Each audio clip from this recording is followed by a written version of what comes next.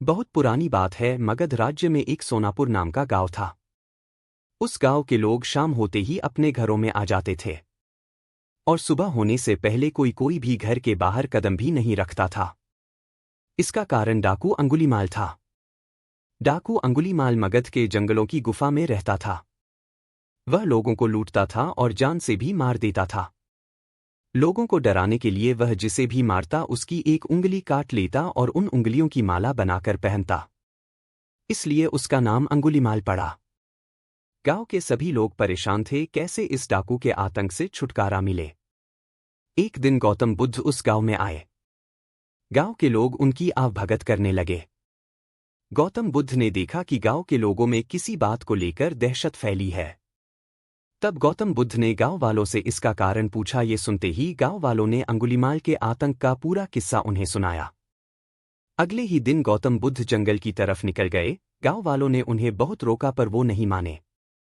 बुद्ध को आते देख अंगुलीमाल हाथों में तलवार लेकर खड़ा हो गया, पर बुद्ध उसकी गुफा के सामने से निकल गए। उन्होंने पलटकर भी नहीं देखा।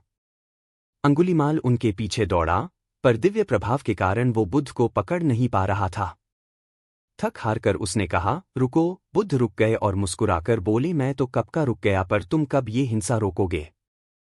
अंगुलीमाल ने कहा, सन्यासी तुम्हें मुझसे डर नहीं लगता? सारा मगध मुझसे डरता है। तुम्हारे पास जो भी माल है निकाल दो, वरना जान से हाथ धो बैठोगे। मैं इस राज्य का सबसे शक्तिशाली व्यक्ति हूं। बुद्ध जरा भी नहीं घबराए और बोले, मैं ये कैसे मान लूं कि तुम ही इस राज्य के सबसे शक्तिशाली इंसान हो? तुम्हें ये साबित करके दिखाना होगा। अंगुलीमाल बोला, बताओ कैसे साबित करना होगा? बुद्ध ने कहा, तुम उस पेड़ से 10 पत्तियां तोड़ कर लाओ। अंगुलीमाल ने कहा, बस इतनी सी बात, मैं तो पूरा पेड़ उखाड़ सकता हूं। अंगुलीमाल ने 10 पत्तियां तोड़कर ला दी। बुद्ध ने कहा, अब इन पत्तियों को वापस पेड़ पर जाकर लगा दो। अंगुलीमाल ने हैरान होकर कहा, टूटे हुए पत्ते कहीं वापस लगते हैं क्या? तो बुद्ध बोले, जब तुम इतनी छोटी सी चीज को वापस नहीं जोड़ सकते तो तुम सबसे शक्तिशाली कैसे हुए? यदि तुम किसी चीज को जोड़ नहीं सकते तो कम से कम उसे तोड़ो मत। यदि किसी को जीवन नहीं दे सकते तो उसे मृत्यु देने का भी तुम्हें कोई अधिकार नहीं है।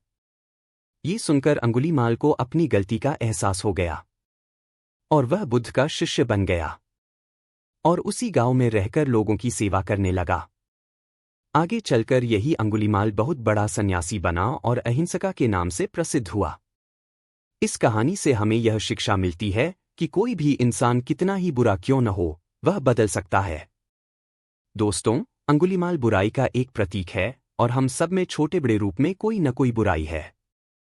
जरूरत इस बात की है कि हम अपने अंदर की बुराइयों को पहचानें और उन्हें खत्म करें।